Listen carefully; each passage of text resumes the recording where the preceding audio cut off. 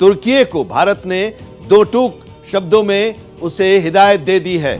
विदेश मंत्रालय जो भारत का है उसने तुर्की को चेताया है, पाकिस्तान को समझाने की हिदायत दी है। भारत ने साफ तौर पर तुर्की को कहा है कि उसे शह देना बंद करे तुर्की और उसे समझाए, सीमा पर आतंकवाद को प्रोत्साहन देना बंद करे, पीओके खाली करे पाकिस्तान।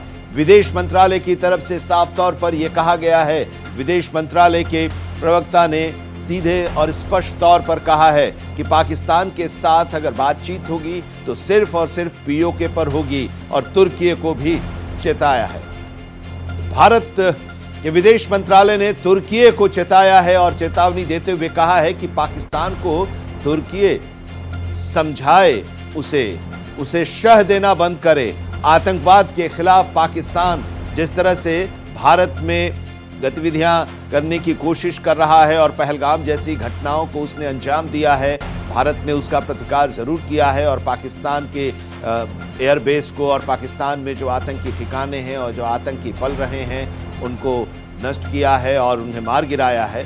तो उन्हें अब जरूरत है कि तुर्की समझाए, उन्हें शह देना बंद करे। हमारे साथ हमारे वरिष्ठ सहयोगी और एडिटर नेशनल अफेयर्स के एम शर्मा जी इस वक्त जुड़े हुए हैं और उनसे हम जरा इस जो चेतावनी तुर्की को दी गई है उसको समझने की कोशिश करते हैं। तुर्की को अब सीधे तौर पर पहले तो प्रतिबंध लगाया गया और उसके बाद अब तुर्की को समझाने के लिए और चेतावनी भी दे दी गई है भारत की तरफ से, भारत के विदेश मंत्रालय की तरफ से। के एम शर्मा जी, तुर्की पे कोई प्रतिबंध नहीं लगाया गया। तुर्की के जो सेलेवी एविएशन है जिसकी सुरक्षा जो कार्गो का काम देखता था हमारे 10 एयरपोर्ट पे, उस पे ये किया गया है कि उनके सुरक्षा लाइसेंस को रद्द कर दिया गया है। ये पहला वो है।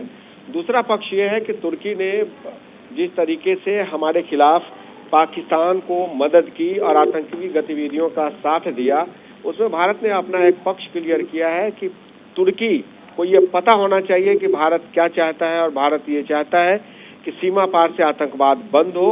और भारत ने ये दबाव बनाया है कि तुर्की जाके पाकिस्तान को बोले कि आप सीमा पार आतंकवाद को बढ़ावा देना बंद कीजिए, नहीं तो हम आपके साथ नहीं रहेंगे। लेकिन दूसरा पक्ष ये भी है कि तुर्की के जो राष्ट्रपति हैं वहाँ के, उन्होंने ये कहा कि हम पाकिस्तान जो हमारा इस्लामी मुल्क है उसके साथ है और हमें जो जितने आर्थिक प्रतिबंध लगाए गए या जो हमारे लाइसेंस रद्द किए गए उससे कोई फर्क नहीं पड़ता है, हम संकट की इस घड़ी में पाकिस्तान के साथ हैं।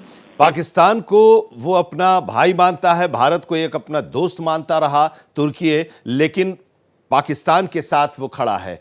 क्या ये लग रहा है कि भारत के विदेश मंत्रालय की तरफ से जो चेतावनी दी गई है तुर्की को, तो तुर्की पाकिस्तान की तरफ से हटकर और पाकिस्तान को समझाने की, क्योंकि आप जो कह रहे हैं कि तुर्की के राष्ट्रपति जो हैं वो कह रहे हैं कि नहीं, हम तो पाकिस्तान के साथ हैं और पाकिस्तान के साथ ही खड़ा रहेंगे।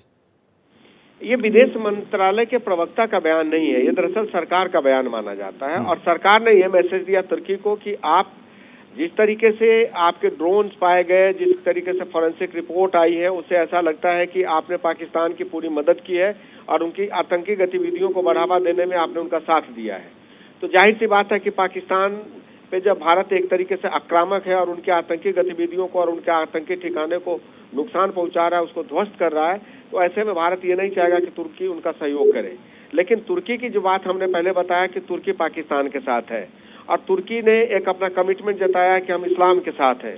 तो जब बात इस्लाम और हिंदू और बाकी धर्मों की होने लगे तो उसमें लगता नहीं है कि तुर्की फिलहाल कोई पीछे से बैक ट्रैक होगा और बैक ट्रैक होकर पाकिस्तान का साथ छोड़ देगा। बहुत बहुत शुक्रिया के एम शर्मा जी इस पूरी जानकारी के लिए आपका।